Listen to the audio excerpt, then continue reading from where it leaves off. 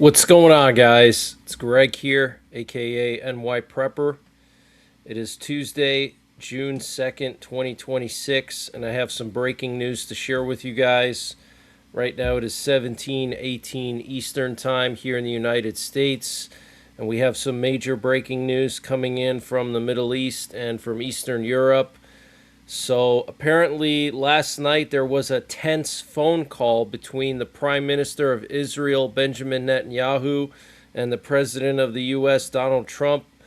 And apparently they were talking about social media posts. According to a source in Netanyahu's team who was on the call, Trump argued that Netanyahu's posts suggested the war was continuing at full force except for strikes in Beirut, while Netanyahu said Trump's post implied Israel had halted fire on all fronts. So some disagreements there.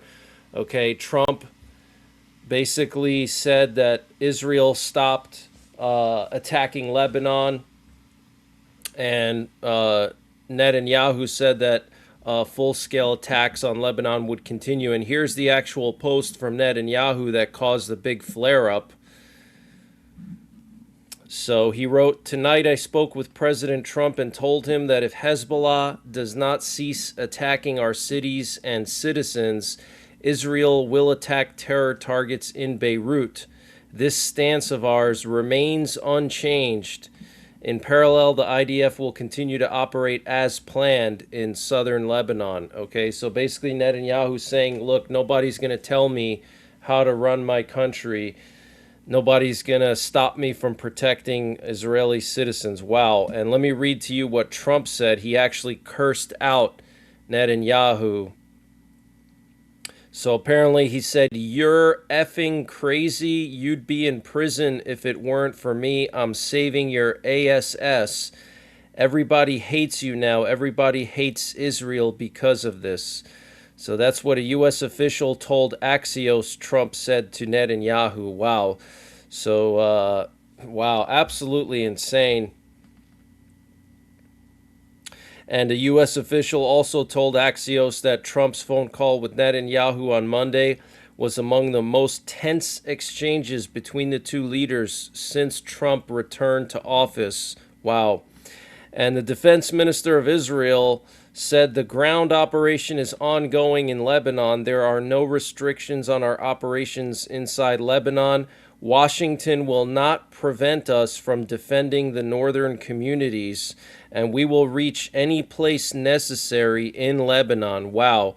Okay, so Israel showing defiance against the Trump administration trying to force Israel to cease combat operations in Lebanon. Specifically, they don't want Israel to target Beirut because Iran said that if Israel targeted Beirut, then it would mean that Iran would retaliate. So the U.S. is pressuring Israel to stop attacking Lebanon, to specifically stop attacking Hezbollah. So this is just a complete 180. Originally, the Trump administration was pro-Israel. Now it seems like the Trump administration is pro-Iran. Very, very strange. So we have some very concerning news coming about the U.S. Strategic Petroleum Reserve. So this is the emergency storage of oil that we have in Texas and Louisiana.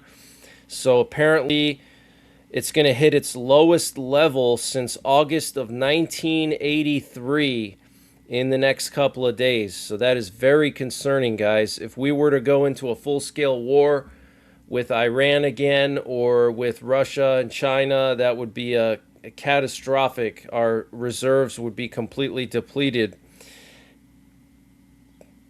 And we have some very serious news coming out of Eastern Europe.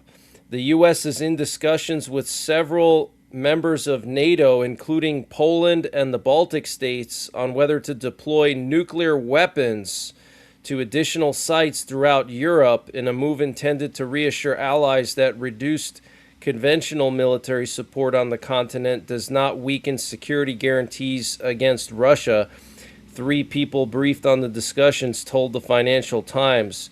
As part of the talks, which are said to be highly confidential, U.S. officials have signaled openness to additional deployments beyond the existing 6 countries hosting nuclear-capable bombers, which currently includes Belgium, Germany, Italy, the Netherlands, Turkey, and the U.S.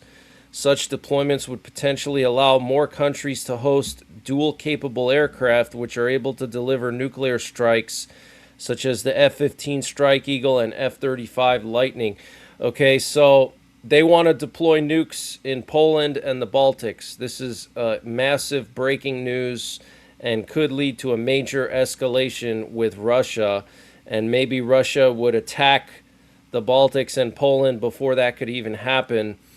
And Rubio is testifying today in front of Congress. He said that there has been no change in U.S. policy towards Taiwan, despite China wanting it to change. Rubio also commented on sanctions relief for Iran. He said all sanctions relief efforts are contingent on Iran making concessions on their nuclear program, saying that sanctions relief as a carrot to induce Iran to reopen the Strait of Hormuz has not been discussed and has not been offered. Okay, so he's saying that sanctions relief would only be for the nuclear program, not reopening the Strait of Hormuz, which is international waters.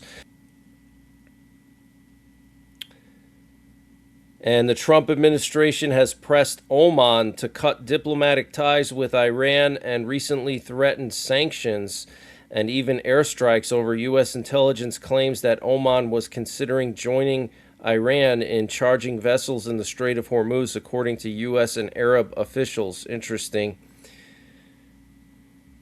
And the French Ministry of the Armed Forces banned Israeli government officials from participating in its June 15th Paris weapons show. And according to today's update from U.S. Central Command, U.S. forces redirected 122 commercial vessels and disabled 5 in support of their naval blockade of Iran. And U.S. President Trump has announced that he is appointing Bill Pult, the director of the Federal Housing Finance Agency, to serve as acting director of national intelligence following the recent resignation of Tulsi Gabbard. Unlike Gabbard, Pulte has never served in the military or in any aspect of the U.S. intelligence community. So very interesting. And last night's attack on Ukraine by Russia killed at least 18 people so far and wounded more than 100. The Ukrainian President Zelensky said Russia launched 656 drones and 73 missiles, including ballistic cruise and anti-ship variants. Ukraine intercepted 40 missiles and 602 drones. That's impressive, especially for the drones. I mean, they're intercepting 90% of the drones. That's incredible.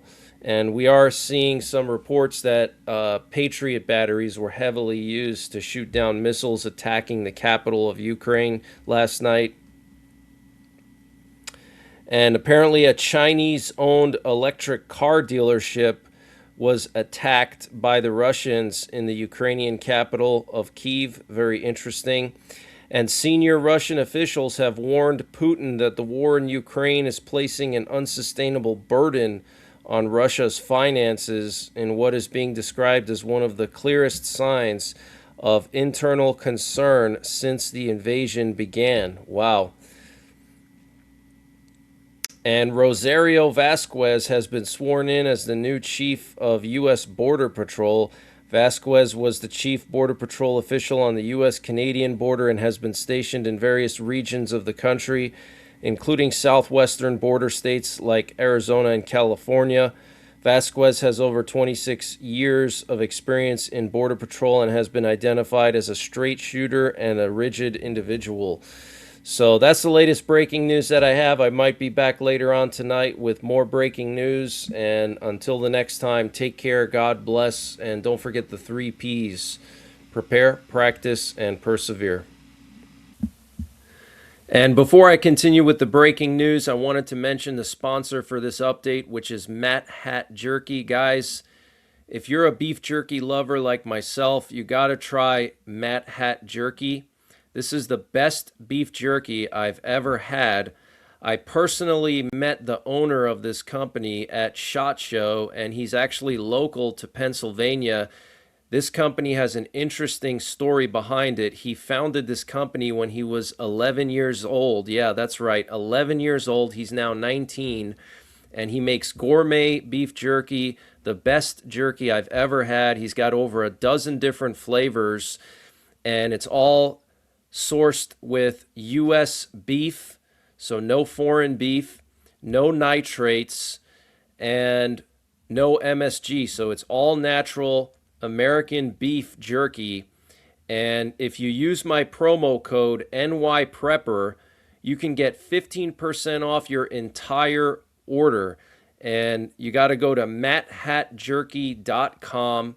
And I'm going to leave a link in the description down below. That's matthatjerky.com. One word, matthatjerky.com. Use my promo code NYPrepper to get 15% off your entire order. And the link and the promo code are in the description down below.